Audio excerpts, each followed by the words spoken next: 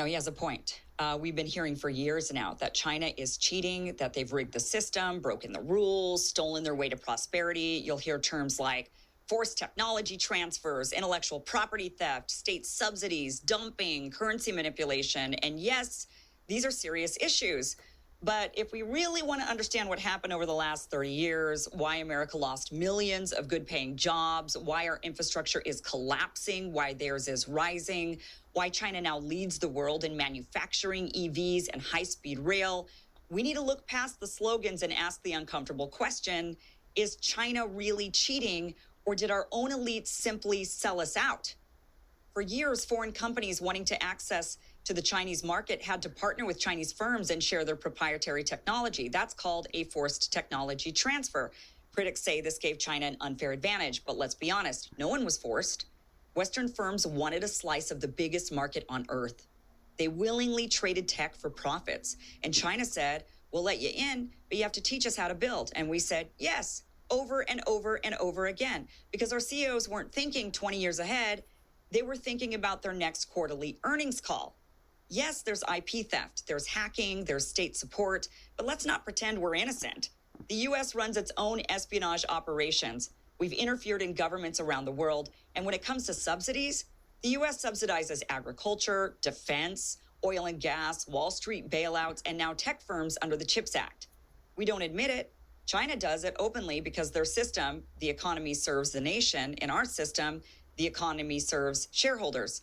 Currency manipulation? Well, that was true 20 years ago, but not anymore. China's actually spent the last decade propping up its currency to maintain stability. And non-tariff barriers, yes, China plays protectionist games, but so does everyone else, including us. We ban chip sales, restrict Huawei, embargo countries, and rewrite financial regulations to serve American interests. The reality is this: China didn't steal our prosperity, our own elites gave it away.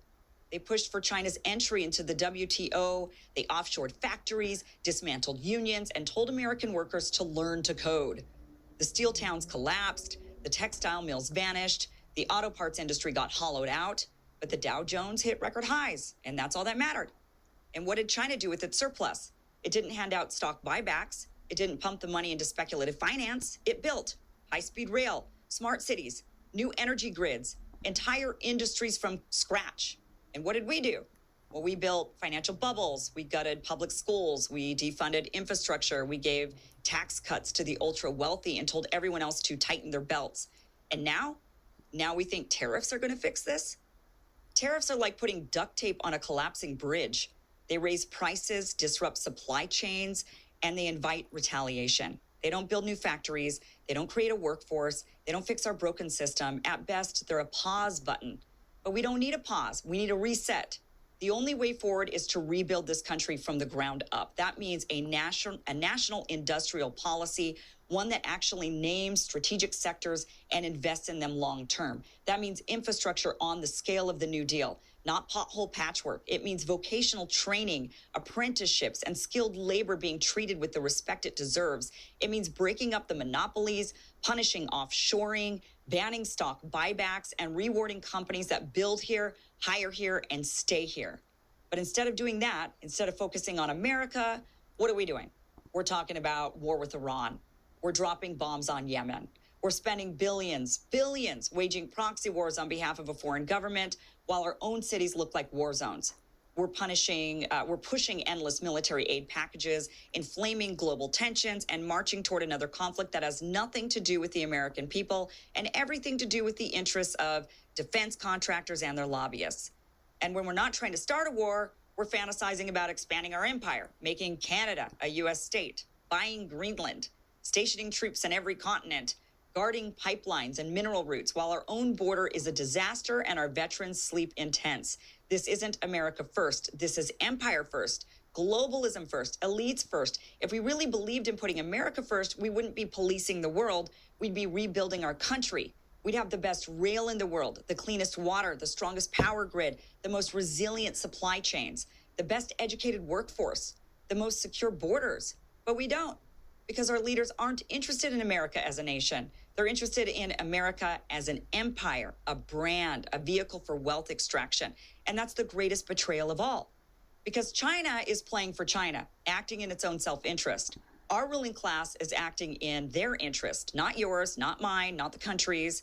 So, no, the real problem isn't that China is cheating.